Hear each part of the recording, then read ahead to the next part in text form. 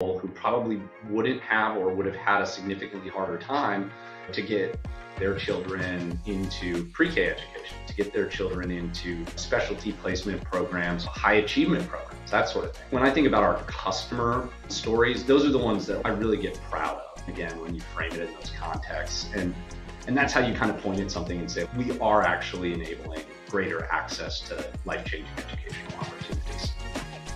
Welcome to the Leadership and Legacy podcast, where we interview inspiring CEOs, entrepreneurs, and software leaders who are building remarkable companies and legacies in the world. I'm your host, Austin Yoder, founder of Magrathea Partners, an entrepreneurial investment firm dedicated to acquiring and growing one great founder-owned software company. As part of my journey, I'm learning from inspiring leaders and builders and gathering the most valuable insights and advice I learn along the way here with you, my wonderful audience, so that we can learn and lead better together. Thank you so much for joining me, and I hope that you'll find as much value and insight in the show as I do. Welcome back to the Leadership and Legacy podcast. Today we have the honor of being joined by Marshall Simmonds, VP of Sales at Scribbles, which is an innovative software company in K-12, and we're really excited to learn from Marshall today about his sales experience in EdTech, his perspective on K-12, and all of the amazing things that Scribbles is doing. Thanks so much for having me, Austin. It's a pleasure to be here. Absolutely. Before we dive in, could you just introduce yourself a little bit and give some context on Scribbles for our audience so that they have their brain set in the right direction for our conversation today? Yeah, definitely. Amazing. So yeah, like you said, my name is Marshall Simmonds. I'm our Vice President of Sales and Partnerships here at Scribbles. And Scribbles, we like to think very unique value proposition and solution offering in the market in that, our sort of value prop is from, initial point of entry into a school or a district through and past someone's eventual death, sadly, when, the school or district has to retain their records, oftentimes for an infinite period of time. We create a digital footprint for that student. And so, like I said, find that to be a really, really unique value proposition in the market and something that really our customers latch onto. And so we have a little over 450 customers across the continental United States, work again primarily with public K through 12 districts and then independent schools. So you think about public independent charter magnet schools, those types of things, and private independent schools as well. Amazing. Well, thank you for that helpful context. And Marshall, I'd be curious just to hear a little bit about how and why you decided to join Scribbles in the first place. You're a talented guy, you've got options. Why did you decide to join the team? That's very kind of you, Austin. Thank you. Maybe you can share that with my mother. So before I got to Scribbles, I spent a little over 10 years in go-to-market leadership roles at a $1 billion+ SaaS company that was focused on similar adjacent spaces. And so when I was kind of getting ready for my next thing, one of the things that I had a history of in the publicly traded software company environment was this sort of unique role of being parachuted around the different business lines where, maybe the business line was underperforming and primarily a strategic acquisition had been made, really to, integrate the strategic acquisition into the larger business and, ultimately achieve business case potential on that acquisition. And so I had this sort of really unique, I thought, perspective and experience of working with, relatively small or earlier stage companies that we had acquired, but doing it with, within the backdrop of $1 billion, SaaS company.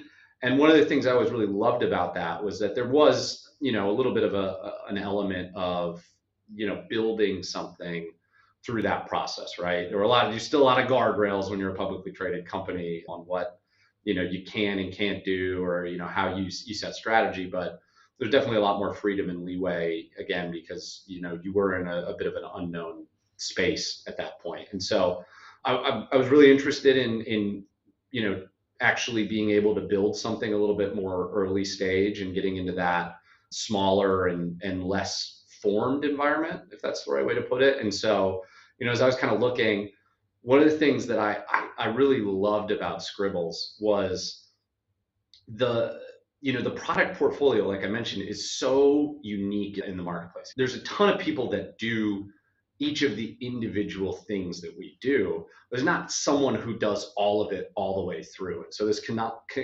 concept of sort of a connected solution set it was really, really appealing and interesting to me. And, the second thing I'd say that really attracted me to Scribbles was it's an incredibly well-built company already. And so, there were things like 23 of the 30 largest districts in the country are Scribbles customers today. And so, there was clearly a really proven market fit and, just tons of potential within the business. And so, that coupled on top of just an incredible, culture and set of people, it was, really appealing and really easy for me to make my decision.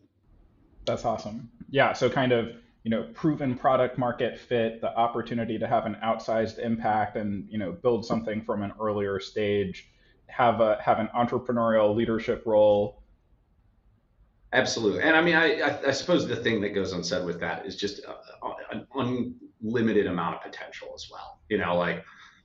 Like I said, 23 of the 30 largest districts in the country, that's awesome. There's not that many, six-figure enrollment districts in the country. The enterprise market's pretty small. But when you look at the, public K through 12 sector, depending on how you want to slice it, there's between, 17,000 and upwards of 20,000 just public education entities in the K-12 market in the US. And so, we have not percent of a market share, but again, really, really proven, product market fit. And so, it's just a super exciting area to be operating in. Amazing. And Marshall, how would you say that industry has changed since you joined, and how do you see it evolving in the next 5 to 10 years? Yeah, there's a very tactical way in which it's changed since I joined. So I joined right at the end of 2022. So the K-12 market was in this really still unique position of sort of beginning to come out of, pandemic operations, kind of still in it. But the big thing that was really impacting it at the time was this massive infusion of capital from ESSER funding. And so there was a really unique dynamic in that, schools had a lot of funds to invest in ultimately, what you would term as digital transformation, but were still relatively unformed in figuring out how or what they wanted to do with that, right? And I think if you flash forward a couple of years, the digital transformation within the K-12 public space that again was largely pandemic driven and necessitated, I don't think that's dropped off. I think that's continuing, and actually newer areas are coming into focus as schools have to think less about immediate sort of responses to, where they have to have digital transformation, and are now starting to get more towards, I would say, proactive responses on areas where digital transformation will enhance, their ability to serve the families and students that are within them. The flip side of that is ESSER funds are, going away and drying out. And so there's a real equilibrium shift of, how do we maintain the digital transformation that we've gone through and which we now think is necessary, while knowing that, this funding that really helped facilitate that has kind of gone away in a sense. And so, there's a little bit of, there's maturation in that sense in terms of how the market, I think, is operating and thinking about things. But there's also, a little bit of hesitancy coinciding with that around how are we going to pay for some of this stuff? Definitely. And I know that that's a big question for basically everyone in K-12 right now as we kind of head towards this ESSER funding cliff. So it's gonna be a very interesting next 2-3 years to see how things change, evolve. Any prognostications or predictions about what we might see in the coming years? I don't have a crystal ball, unfortunately, and it seems to be a sort of ever-changing, landscape with it. But I think the really interesting thing that will have some type of impact on, whatever it is, the next 2-3 years is if you look at the national data on ESSER funds that have been allocated versus ESSER funds that have been spent, there's a significant delta between the two. I mean, I think, off the top of my head, somewhere between 50 to 60% of the funds that were allocated have been spent at this point. And actually, the spend window has been pushed back multiple times already because of the fact that schools were unable to spend these funds as quickly or as effectively as they needed. And so, I do think that what that likely means is there's not, a total cliff coming for that funding. At some point, there's going to be a deadline and it's going to have to, stop and be hit, and, the money's got to get spent. But if you look at the last couple of years, the way it's been going, there's not, these deadlines haven't created this sense of urgency. If you look at the raw sort of metadata where people are just saying, I got to go spend this, right? Like I've got to invest this money. And so, likely I think that there's a little bit more runway than, people initially thought on that. But again, it appears that it certainly hasn't, changed market behavior in a lot of ways, right? Funds are being spent still at a fairly relatively, linear rate. And again, I suspect that likely means, you might see one or two more pushbacks on the spend date. Great, very helpful context for everyone in K-12. And so there's so much that Scribbles can be proud of. Marshall, you guys are growing, you're expanding, you're building your team out. Is there any particular challenge that you would say Scribbles is the most proud of overcoming? I'm not sure it was necessarily a challenge, but it was a very challenging thing to do. So last year, we announced a partnership with a college and career readiness platform called Naviance. It's actually owned by PowerSchool. And the genesis of this was, I think this is a very unique element, which I haven't actually talked about as it relates to the Scribbles, business. As part of what we do, one of our flagship products allows and provides districts and schools with an online records request platform, and then allows them to fulfill records requests electronically in a lot of cases, which is, great. One of the main use cases that powers is ultimately allowing current students who are applying to a higher education institution to request a transcript be sent to that educational institution alongside their application for admission.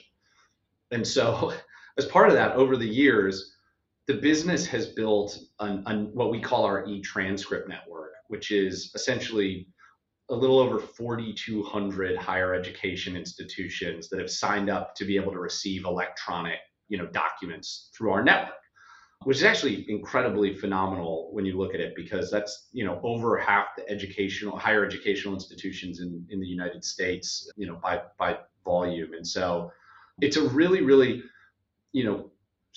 valuable and interesting network, but the business had never, really figured out what to do with it. And so we have this we had a free platform that allowed, higher education institutions to receive these transcripts when they came in. But it was really basic. It was very long in the tooth. And, one of the things when we started to look at like business opportunity and growth was, hey, we've got this, great K through 12 space, but actually, if you look at, site usage, just literal, per site usage, we have like 10 times the number of users in the higher education landscape.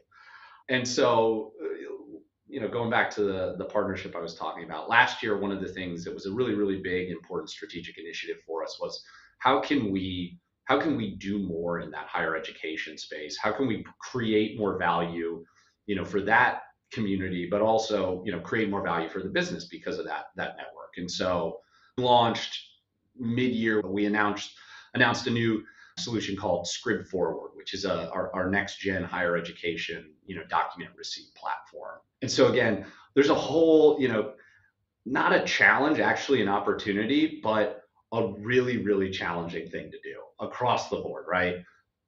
Actually a new market, because it was very passive for us. We didn't know much about it. It was, stagnant in terms of the product and our engagement with it. So, again, by all practical purposes, a new market for us to break into. And then also a new product and business model, because, again, our product that we're using is probably 10 years old. I don't know, something like that. Like it's again, it's long in the tooth. But also moving to this freemium model, which we had never done before, right? So there's a free version of the solution, but there's also a paid for version of the solution that obviously has enhanced features and not unique, not revolutionary by any means, but you got to figure out how to do that on your own terms. And especially for, a business that hadn't had that muscle memory or that type of experience before, there's a lot that just has to get figured out alongside that. And so,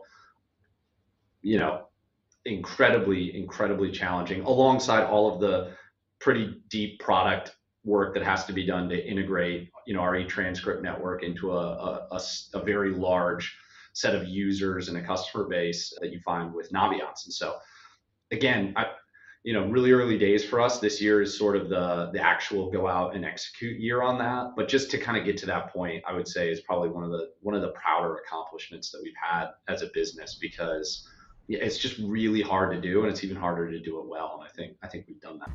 Hi, it's Austin, your host, with a brief interruption. Since this podcast is free and not supported by ads, I have a very quick ask for you. If you're finding value in this conversation, please consider sharing it with another leader or aspiring leader who you think would enjoy it, so that we can learn and lead better together. And if you're a software founder considering a successful exit to a partner who will love your team just as much as you do, I would love to hear from you. Please feel free to connect with me on LinkedIn or send me an email at austin@magrathiapartners.com. That's Austin at Magrathea, MAGRATHEA, magrathiapartners.com. Thanks, and now back to the show. Amazing. And you haven't talked about this too much publicly yet, so this is almost breaking news here, right? Yeah, it's certainly something where we're really starting to get into the posture of shouting it from the mountaintops. And so you could say that. You heard it first, Austin. Amazing. What an honor. Marshall, is there a story of customer success that you're the most proud of at Scribbles, or that Scribbles as an organization is the most proud of? If you go to our website, one of the things that I always like to ground myself in is just reading our customer stories and testimonials. And our team does such a fantastic job about putting out, customer-led content, which I think is so fantastic. And so I'd say it's hard necessarily to pick one instance of we're really proud of this customer story, because we have so many, and we have so many great and deep relationships with our customers. But I think, the broad brushstroke that always stands out to me, right, is, one of our sort of guiding stars is, how can we make life-changing educational opportunities accessible to everyone?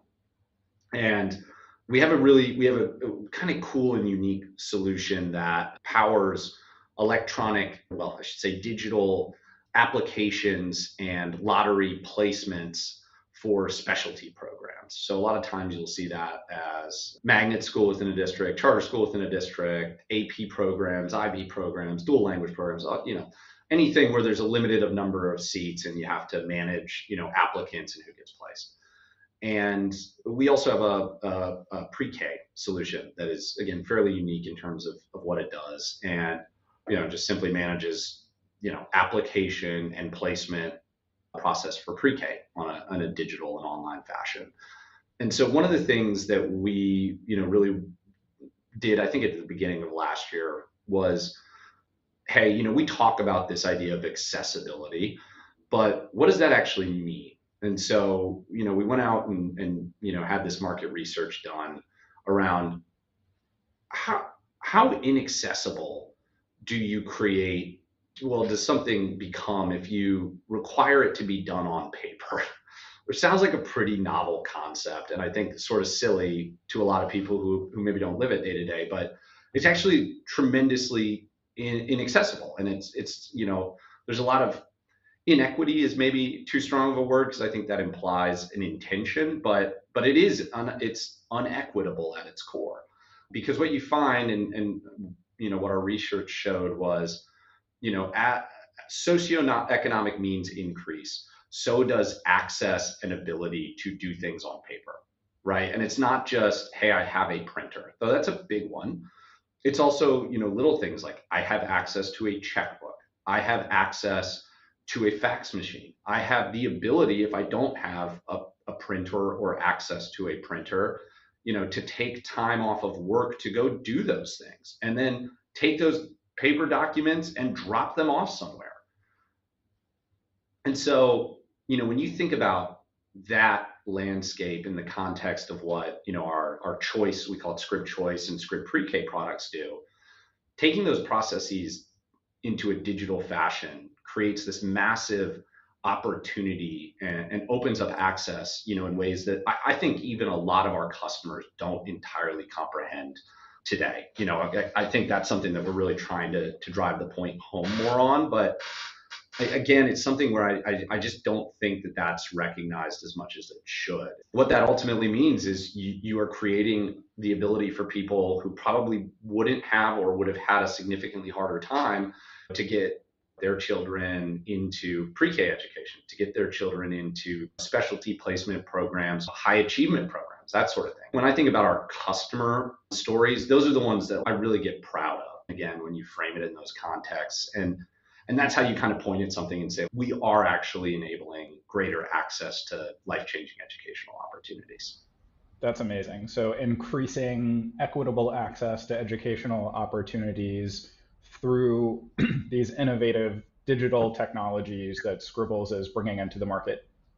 I think that's right. And one data point I failed to share, which really underpins it, is we see those applications being completed like 58% of the time from a smartphone. And wow. It also corresponds that those are happening after traditional working hours. So again, that's a little bit of drawing some conclusions from that, but ultimately people are doing these things from the device that they have when they have the ability to do it. Where again, if you think about the paper-based concept, that doesn't really jive with that. That's really powerful. Thank you for sharing. So, Marshall, there's this infamously long sales cycle in EdTech, and you have such deep sales leadership experience. I'd be very curious, what is your best advice for other sales leaders in EdTech, and maybe specifically other sales leaders in K-12? I think like anything, right?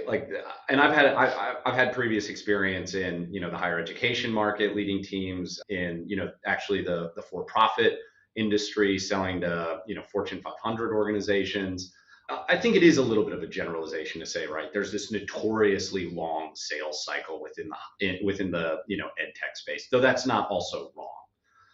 The way we've broken it down, or at least I like to think about it, and I've really done I think a pretty good job of trying to get the data to lead us on this, is, and I don't think this is dissimilar to any market, quite frankly. I think this is the general rule of thumb that you find, which is your larger customers are pretty slow moving. What I would deem the classic enterprise space takes them a long time to make a decision. They have a very rigorous process. There's tons of layers that a decision has to go through. And so those do take time, probably 6 to 12 months on a deal of any meaningful size. Conversely, the further you go down the market in terms of organizational size, the quicker organizations can come to reach a decision. So a really interesting proof point of this is in the last 12 months, Scribbles has focused pretty significantly and intently on serving the public charter school market. It's, by most accounts, the fastest growing segment within the K-12 educational space in the United States, something like, probably between 6,000 to 7,000 institutions in the country.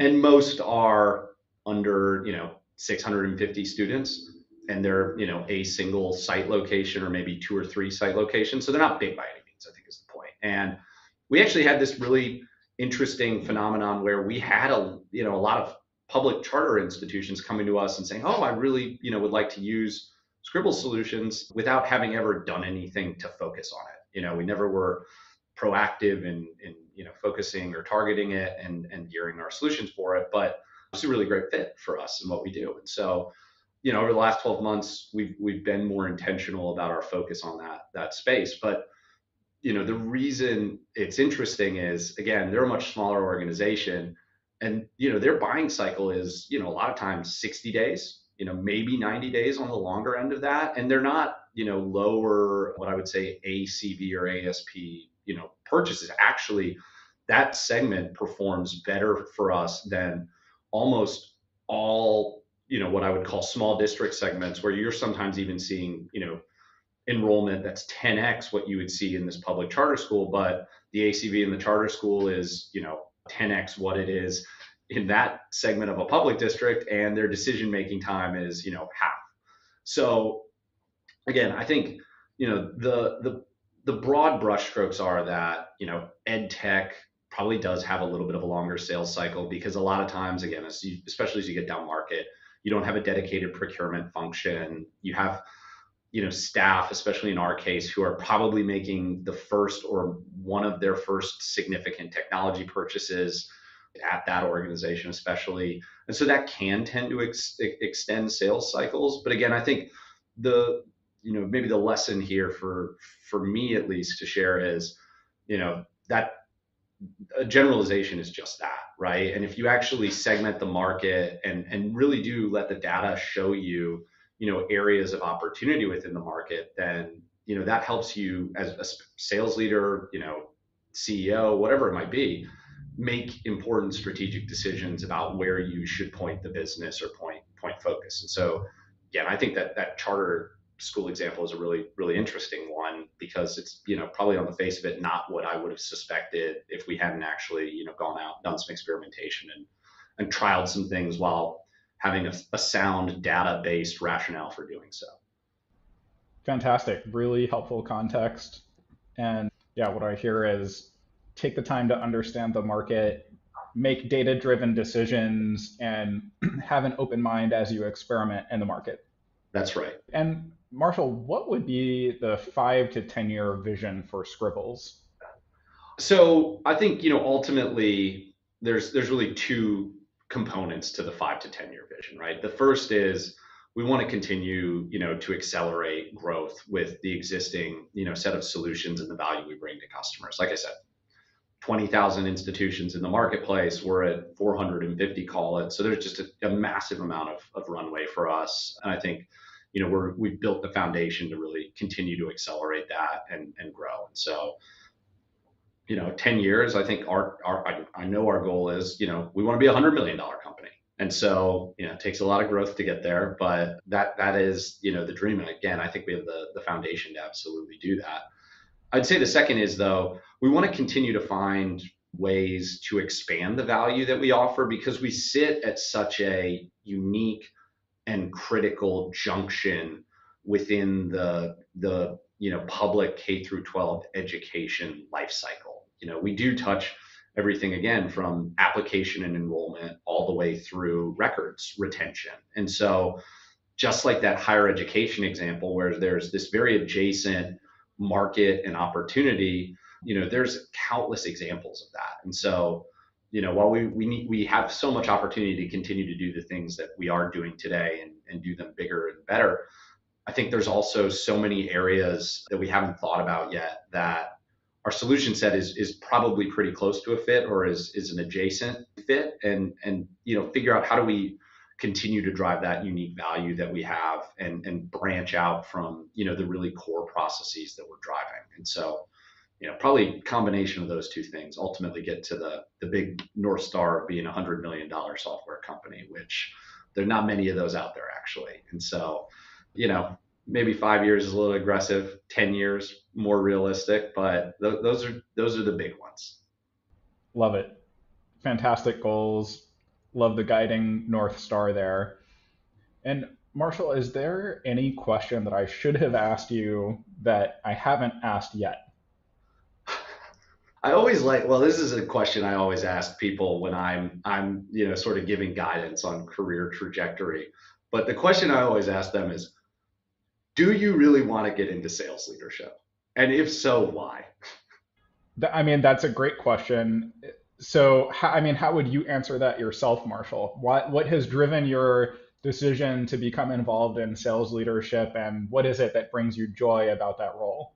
Yeah, I actually have had a kind of unique career experience. So I started in, classic, business development into an account executive, very traditional sort of sales career pathway. But I actually took a pivot at one point very early in my career into product marketing.